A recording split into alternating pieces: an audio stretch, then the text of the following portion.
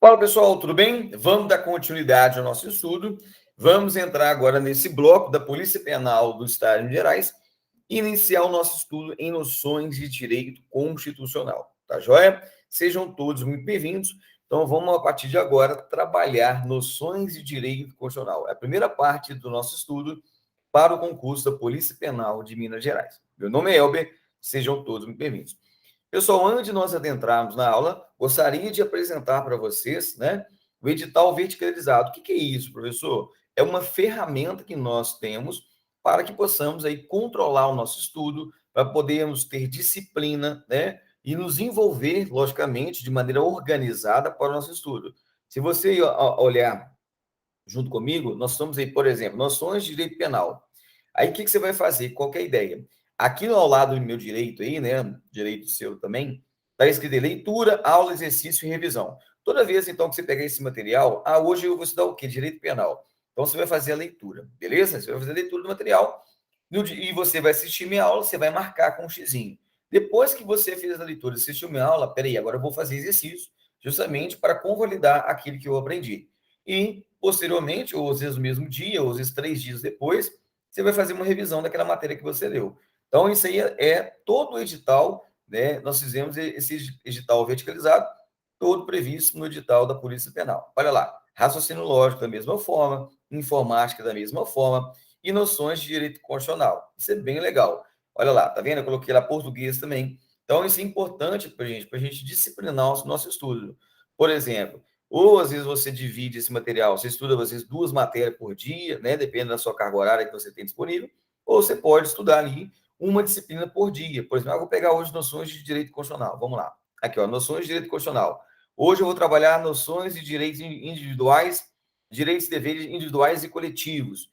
Então, você vai ler lá o artigo 5º, vai fazer a leitura, vai assistir a minha aula, né? E vai fazer, por exemplo, uma bateria de exercícios, 10 a 15, 20 exercícios, que está lá disponível para você. Todos os nossos alunos já estão material bem disponível lá para que você possa trabalhar, tanto lá os slides quanto os exercícios. Professor, eu tenho que fazer revisão no mesmo dia? Não necessariamente. Às vezes, ali, ó, 2, 3 dias depois, você faz aquela revisão, você faz aquelas anotações, fazer aquele pente fino, porque aí você vai o quê? Buscando conhecimento, você vai assimilando a matéria, você faz a leitura, assiste a aula, faz os exercícios, depois faz uma revisão. Ou seja, sempre esse processo aí para ajudar no conhecimento, tá? A ratificar o conhecimento. Beleza? Show de bola, né? Esse material está disponível para vocês. Gente, então, o que nós vamos trabalhar a partir de agora? Noções de direito constitucional. Então, a primeira matéria nós vamos trabalhar. Nós vamos trabalhar direitos e garantias fundamentais, questão do Poder Executivo e questões de defesa do Estado e das instituições democráticas, principalmente o artigo 144. Quando eu trato lá de direitos e garantias fundamentais, nós vamos trabalhar o artigo 5º, o artigo 12, o artigo 14 que são os mais importantes que vão cair na tua prova. O Poder Executivo, nós vamos trabalhar a forma de governo, sistema de governo, né? As questões lá da república ou da monarquia, nós vamos trabalhar o sistema de governo, o sistema de governo, o presidencialismo ou o parlamentarismo, vamos citar o exemplo aí, questões que nós temos aí, né? Tanto a questão da forma de governo, como o sistema de governo. Vamos ver também alguns conceitos importantes, né? Que distinguem a chefia de Estado e chefia de governo. Nós vamos ver que dentro do sistema de governo, por exemplo, o presidencialismo, a mesma pessoa ela exerce tanto a chefia de Estado como chefia de governo. Então, nós vamos trabalhar isso com toda a calma, tá joia? Então, a partir de agora, vamos iniciar o nosso estudo de noções de direito constitucional. Logicamente, é a base do nosso estudo de noções de direito constitucional. Vamos ver a Constituição da República Federativa do Brasil de 1988. Conforme está previsto no edital, a partir do artigo 5º, tão importante sacar. Professor, o artigo 5º, ele é importante? Demais. Ele, sem sombra de dúvida, é aí, pelo menos, aí, 2 questões na sua prova. Então, nós vamos trabalhar os pontos principais desse artigo 5º. Professor, o artigo 5º tem nos seus 78 incisos. Nós vamos trabalhar todos esses incisos? Não. Nós vamos trabalhar somente aqueles que têm maior chance, maior probabilidade de cair na sua prova. Tá joia? Então, vamos trabalhar, então, os pontos principais. Vamos lá, venham comigo. E é importante, gente, toda vez que vocês estudarem comigo nessas aulas minhas, videoaulas, que vocês tenham um material lá em mãos. É importante, às vezes, você imprimir, né, fazer as suas anotações, ou mesmo ter esse material como fonte de estudo. Eu sugiro também, né, que vocês caso, né, possam, imprimem, criam uma apostila para que vocês, né, facilitem o estudo. E levem também, né, para onde estiverem, para poder dar continuidade ao estudo. Beleza? Então, vamos lá, os pontos principais estão no artigo 5º da Constituição da República, que vai cair na tua prova. Então, vamos começar pelo caput do artigo 5º da Constituição. Lembrando que a nossa Constituição, gente, é o maior documento que nós temos no ordenamento jurídico brasileiro. Né? A Constituição, conforme a teoria pura do direito, a teoria de Hans Kelsen, um doutrinador austríaco, fala que a Constituição de um país é aquela que determina as regras gerais, abstratas, erga omnes, é o maior documento de um Estado para que ele sobreviva, para que ele se desenvolva. Né? Então, vamos ver. Todos, então, são iguais perante a lei. Olha que interessante. O artigo 5º, lá que trata dos direitos individuais coletivos, estabelece a igualdade formal, que todos são iguais perante a lei, né? Sem distinção, olha lá, eu não posso fazer acepções, eu não posso distinguir pessoas de qualquer natureza. Garante tanto aos brasileiros, né, quanto aos estrangeiros que residem no país. Olha só, então aqui nesse recorte, falamos então que os direitos são iguais tanto aos brasileiros quanto aos estrangeiros que estão residentes no país. Lembrando que a nossa Constituição é de 88. Ela retrata aqui no caráter do texto os estrangeiros que estão residindo. Mas, professor, mesmo aqueles que não estão residindo, eles detêm de garantias fundamentais, é claro, né? Porque a nossa Constituição ela é de 88, ela é um pouco mais antiga. E lógico que esses direitos, né? Que outros, aqueles não residentes que estão, por exemplo, um turista, está viajando a lazer, ele vai ter seus direitos fundamentais, ora estabelecidos e garantidos. Mas para a prova, é brasileiros e estrangeiros que residem no país. O que, professor? A inviolabilidade. Professor, o que é uma coisa inviolável? Que não pode ser violado, né? Então, o que é inviolável? O direito à vida, à liberdade, à igualdade, à segurança e à propriedade. Gente, isso aqui, sabemos muito bem que hoje a Constituição, ela relativiza alguns direitos, grande parte deles. O que quer dizer isso? Que o direito não é absoluto. A regra é a inviolabilidade, que não se pode violar. Mas sabemos muito bem que no caráter de exceção, de excepcionalidade, né, os bens né, tutelados pelo ordenamento jurídico brasileiro, podem ser, sim, violados. Mas a regra é que não. Regra não. Exceção, sim. Professor, me dá um exemplo. O direito à vida pode ser violado. A questão do aborto. O aborto, sabemos que, via de regra, ele é proibido. Mas quando eu tenho um aborto relacionado lá, quando a grave ameaça à vida da gestante ou a gravidez resultante de estupro, pode sim ter o aborto. Tá? A previsão é no artigo 128 do Código Penal. Outro exemplo, no caso de guerra declarada, por força do artigo 84, inciso 19 da Constituição. Não há pena de morte no Brasil, exceto no caso de guerra declarada. Então, a vida é relativa. Outro exemplo, excludente de ilicitude, artigo 23 do Código Penal. Por exemplo, no caso de legítima defesa, né, pode-se tirar uma vida de uma pessoa, no caso, para repelir injusta agressão real iminente para o infrator. Então, a vida, o ordenamento busca garanti-la, mas em determinados momentos ela pode ser ceifada, no caso de uma exceção.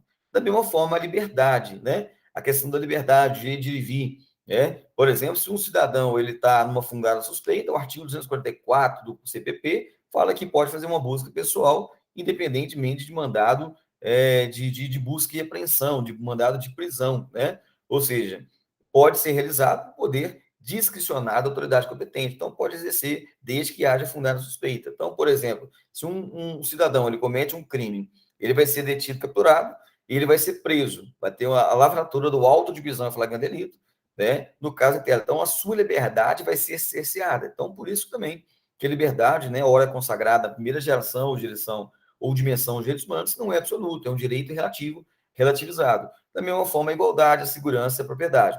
Lembrando que a igualdade, nós falamos há pouco, a igualdade formal, né, todos são iguais frente à lei, mas nós temos que estabelecer hoje, no Estado democrático contemporâneo, a igualdade material de Aristóteles, né? Nós temos a igualdade de Aristóteles, que trai os iguais de maneira igual, os desiguais à medida da sua desigualdade. Por exemplo, quando um homem e uma mulher, eles têm a igualdade, sim, mas uma igualdade material. No caso, a mulher ela tem o direito à licença maternidade, por exemplo, de 180 dias. O homem tem a licença paternidade de 5 dias. Então, eu tenho a igualdade material de Aristóteles. A segurança, tanto a segurança no aspecto social, segurança pública, e vai. Propriedade, nós vamos trabalhar isso. Inclusive, a propriedade já tem que atingir a finalidade social. Vamos trabalhar bastante esses direitos aí do decorrer do artigo 5º. Então, esse é o caput do artigo 5º, de grande importância, Lembrando que nós temos essa previsibilidade. O artigo 5º também, ora que tomou-se como base a Declaração Universal de Direitos Humanos, de 10 de dezembro de 1948, lá no seu artigo 3º, que fala que todo homem tem o direito à vida, à liberdade e à segurança pessoal, de grande importância aí no caso em tela. Outro caso, nós temos aí algumas decisões jurisprudenciais, entendimento do STF, a doutrina majoritária, agora no caso que a vida, né, ela se inicia nas questões da concepção, da fecundação do óvulo ou com o espermatozoide. Lembrando que também nós temos pode aí um entendimento do STF retirar a vida no caso de uma gravidez de feto anencéfalo, né? Aquele que tem aquela ausência parcial do encéfalo ou da calota craniana, que no caso em tela também tem a excepcionalidade do direito à vida. Bacana? Então nós temos diversos pontos que nós vamos trabalhar aí nesse artigo 5º, tá joia? Então vamos lá, no inciso 2º estabelece que ninguém será obrigado a fazer ou deixar de fazer alguma coisa senão em virtude de lei. Gente, o mandamento constitucional fala que o que vai estabelecer nossas condutas é a lei, né? Principalmente quando eu trato as relações particulares. Nós temos o princípio da autonomia da vontade, mas só que o que vai ser delimitado, essa autonomia da vontade, ela vai ser delimitada pela lei. Lembrando que a administração pública ela tem um aspecto do princípio da reserva legal. Ela só faz, os agentes públicos só faz aquilo que a lei manda, tudo que a lei impera, né? Então, nós temos uma diferenciação. Então, o que vai balizar a conduta nossa, inclusive nossos particulares, é o princípio da vontade, da autonomia da vontade, mas dentro do aspecto da legalidade, é o princípio da legalidade. Inciso 3º, ninguém será submetido a tortura nem a tratamento desumano ou degradante. Olha que interessante, aqui é um aspecto absoluto, né? E a própria declaração estabelece, né, lá no seu artigo 5º, ela que ninguém será submetido a tortura, nem apenas tratamentos cruéis, desumanos e degradantes. No ordenamento jurídico brasileiro, há, lógico, né, interno, a gente chama de normas infraconstitucionais, ou legislação esparsa, ou legislação extravagante, chamamos aí a Lei 9455 de 97, que estabelece algumas formas de tortura quando praticados por qualquer pessoa. Nós vamos ver isso mais para frente. Essa lei de grande importância, que cai em vários concursos, né? A lei de tortura, um crime comum que qualquer pessoa pode praticar. Logicamente, tem a exceção lá, quando aquele que tem a guarda do poder da autoridade é um crime próprio. Então, nós vamos trabalhar isso de grande importância, essa lei de tortura. Então, gente, não há que se falar tortura. Professor, no caso de guerra declarada, pode ser realizada a tortura? Jamais e em tempo algum. A tortura não tem exceção, é um caráter absoluto, diferente da vida, que a vida ela pode ser ceifada em determinados momentos, como nós estabelecemos. Por exemplo, no caso de guerra declarada, no caso de legítima defesa, no caso do aborto relacionado à prática de estupro, né? Nós temos a relativização desse direito à vida, que é o maior bem tutelado pelo ordenamento jurídico. No entanto, a tortura não há que se falar em exceção. Tá joia? Vamos lá, inciso 4. É livre a manifestação do pensamento, vedado o anonimato. Gente, nós podemos exteriorizar os nossos pensamentos, aquilo que a gente entende? Sim. Vedado significa proibido. É proibido o anonimato. Professor, o que é um anonimato? É a não identificação, é a não assinatura, né? Então, o anonimato é proibido no ordenamento jurídico, tá joia? Nessa seara, olha lá, no inciso 5º, fala que é assegurado o direito de resposta proporcional ao agravo, além da indenização por dano material, moral ou imagem. Olha só, nós falamos agora há pouco que o direito ao pensamento, a exteriorização dele, né, nós temos essa liberdade. Agora, logicamente que o direito à liberdade, por exemplo, do pensamento, de liberdade à expressão, também é relativo, porque em determinado momento, se você fere o direito alheio, você pode responder, principalmente dos crimes contra a honra, né, do artigo 138, 139 e 140 do Código Penal, calúnia, injúria e difamação.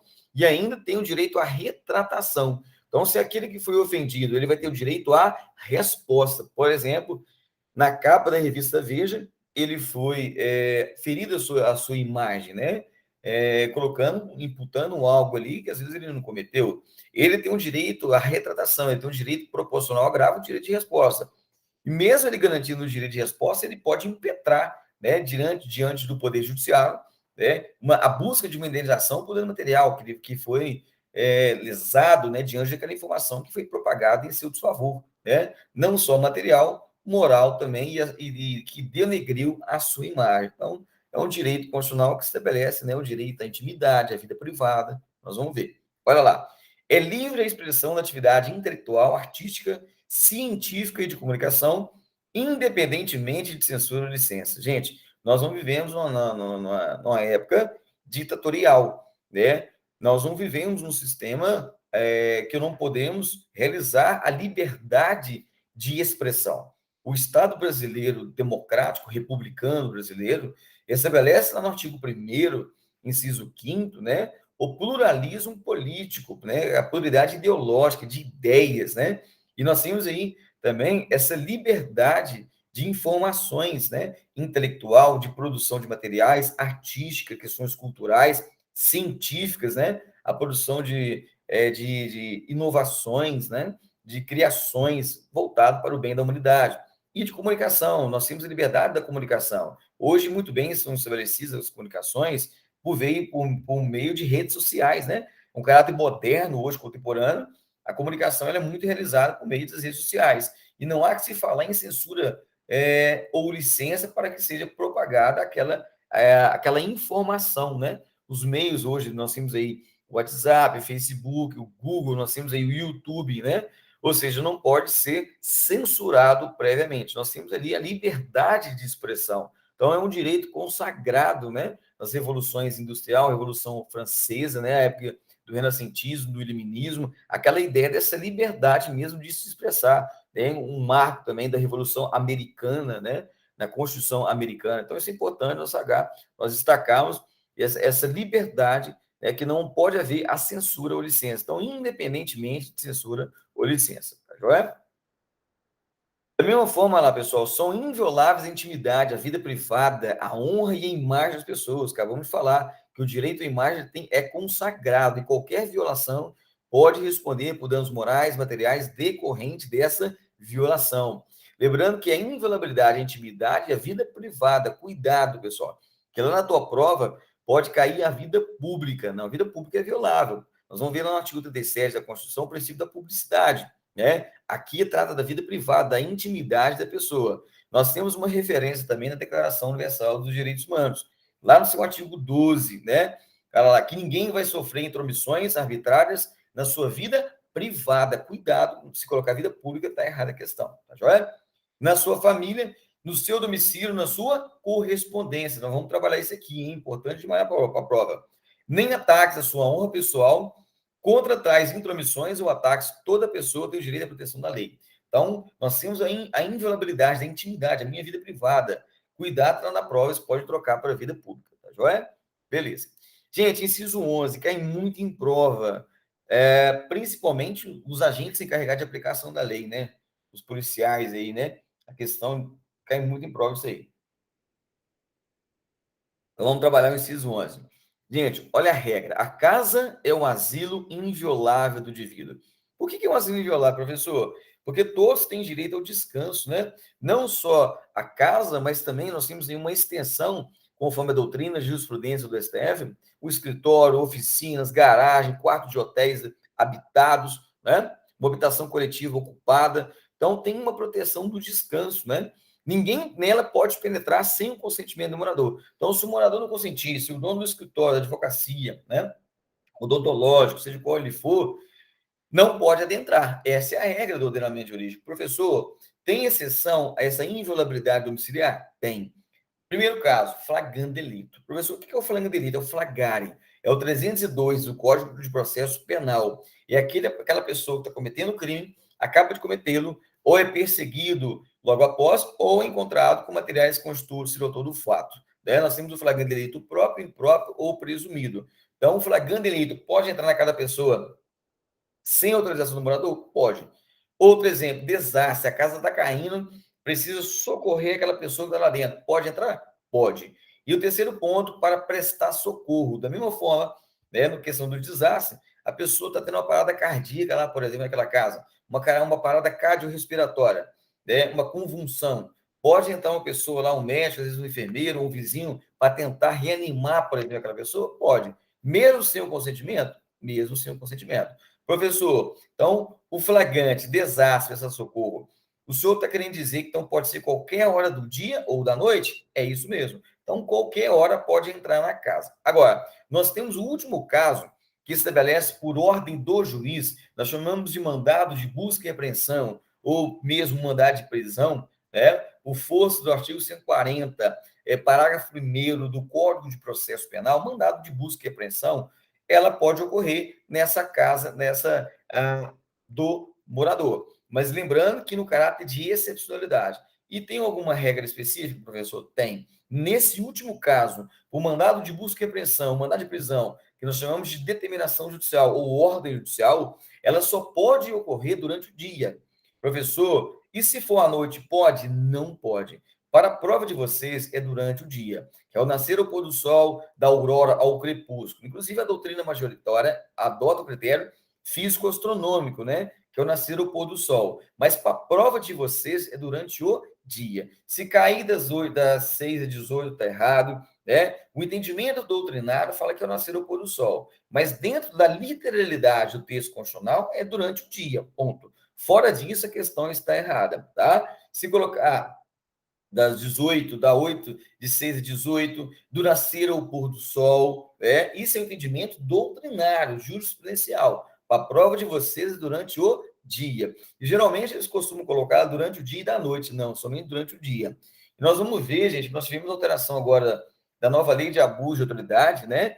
Que trouxe um aspecto diferente nisso aí. Mas nós vamos trabalhar lá na lei de abuso de autoridade, mas só destacando o artigo 22, inciso 3º, que não se pode cumprir mandado de busca e apreensão, apreensão domiciliar, entre as 21 e 5 horas da manhã. Então, isso é importante nós destacarmos, que a doutrina majoritária sempre adotou o critério físico astronômico, da aurora ao crepúsculo, né? Entre o crepúsculo e a aurora, né? Na verdade, só pode cumprir mandado de busca e apreensão da aurora ao crepúsculo, é o critério físico astronômico, mas agora a nova lei de abuso de autoridade, ela proibiu, né? O cumprimento de mandado de apreensão, de busca e apreensão, entre as 21 e 5 horas da manhã. É um novo conceito adotado pela doutrina. Nós chamamos de critério psicossociológico, é aquele período do descanso, né? Então, nós vamos ver isso na 13869 de 2019, que é o artigo 22, inciso 3º. Então, é importante nós destacarmos isso aí para a sua prova. Tá joia? Vamos lá para a continuidade. Inciso 12, muito importante mesmo esse artigo. Olha lá, esse inciso. O artigo 5º, inciso 2, estabelece que é inviolável o sigilo de correspondência das comunicações telegráficas, dados de comunicações telefônicas. Olha lá, a inviolabilidade da correspondência, comunicações telegráficas, dados e comunicações telefônicas. Gente, correspondência, tanto física como virtual, como, né, nós temos as correspondências online, né, as correspondências eletrônicas, comunicações telegráficas, telégrafos, né, muito utilizados na Segunda Guerra Mundial, né, o código Morse, né, telégrafos, dados bancários, dados fiscais e comunicações telefônicas, ou no caso aí aquelas informações telefônicas pretéritas, né, ou aquela interceptação telefônica. Então é inviolável. Agora, a Constituição estabelece que, salvo no último caso, qual que é o último caso no direito constitucional? Comunicações telefônicas, por ordem do juiz, tá? Cuidado que lá na prova eles põem ordem policial, de polícia judicial, não. Ordem de polícia judicial é o delegado. O delegado não tem autorização para expedir um mandado de interceptação telefônica. Na verdade, o delegado ele representa ao juiz a autorização para interceptar um telefone, né? Para conversas. Então, é ordem do juiz. Né? Então, no último caso, que é comunicações telefônicas, pode sim ter essa quebra das informações telefônicas ou a interceptação telefônica que acontece em tempo real, né? Nós temos essa previsibilidade aonde? Na Lei 92, 96, 96, artigo 8º, olha lá, interceptação de comunicação telefônica. Então, tem essa previsibilidade.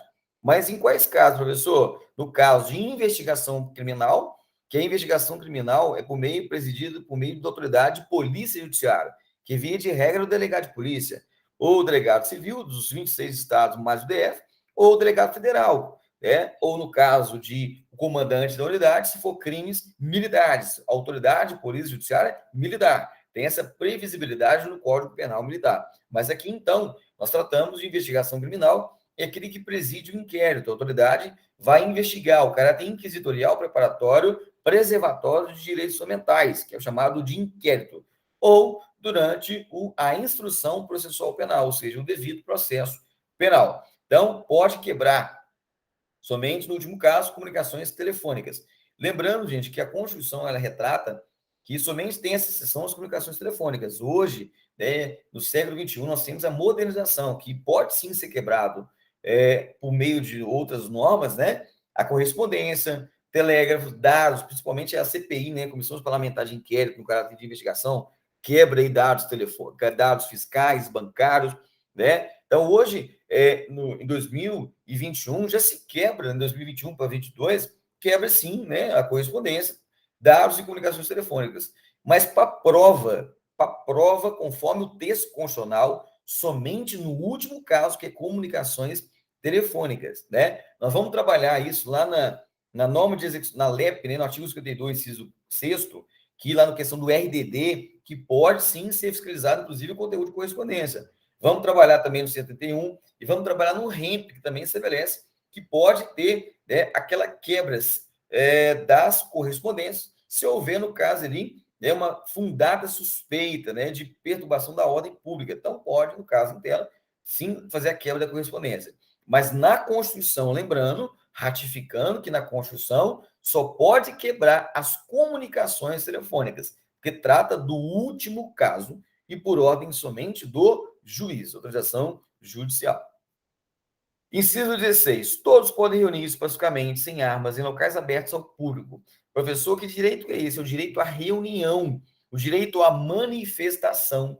Essa previsão do 16 também está na Declaração Universal dos Direitos Humanos, lá no seu artigo 20. Importante destacar, que fala que toda pessoa tem o direito à liberdade de reunião e associação pacíficas. Olha só. Então, estabelece no artigo 5º, inciso 16, que todos podem reunir-se pacificamente, sem armas, pessoal, em locais abertos ao público. Professor, para eu exercer o direito à reunião, à manifestação, eu preciso de autorização? Não. Olha lá, eu até grifei, porque isso cai muito em prova. Eu sublinhei, né? Cai muito em prova. Não precisa de autorização. O que é exigido? Somente o aviso prévio à autoridade competente. Professor, o que é autoridade competente? Autoridade policial? Na prática, sabemos que uma delas, sim. Né? Por exemplo, a Polícia Militar, o prefeito da cidade. Mas para a prova, é a autoridade competente. É um caráter lato. Eu não especifiquei na Constituição, não foi especificado quem seja a autoridade. Então, se cair na prova autoridade policial, ponto, certo ou errado? Errado, né? Porque não especificou, tá? De maneira genérica. E também, desde que não frustre outra reunião convocada pelo mesmo local. Professor, me dá um exemplo disso aí? Claro. Nós temos uma manifestação no dia 1º de julho, né, de uma certa, um grupo de questões ideológicas, um certo entendimento ideológico, né?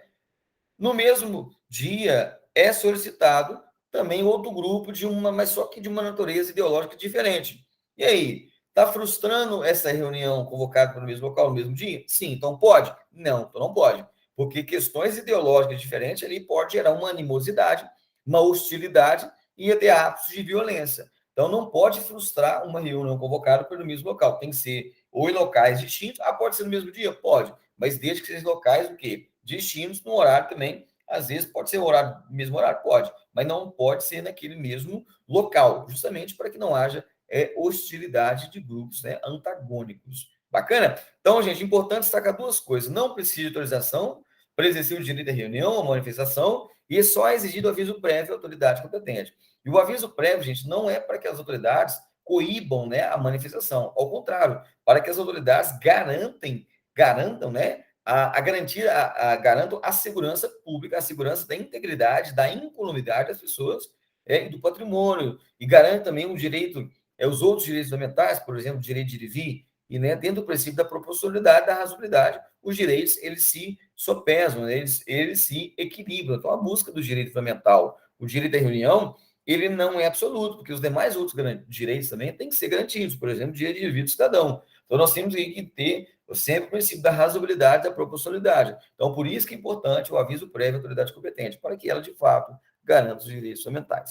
E olha só, gente, um resuminho bacana, né? Isso a gente chama de práticas mnemônicas para facilitar, para que ele facilite, né, a memorização de vocês. Olha lá, a casa inviolável, o direito à reunião e a inviolabilidade do direito à correspondência. Lá falamos que no último caso das comunicações telefônicas, por ordem do juiz, da hipótese na forma que a lei estabelecer, para fins de investigação criminal ou instrução processual penal.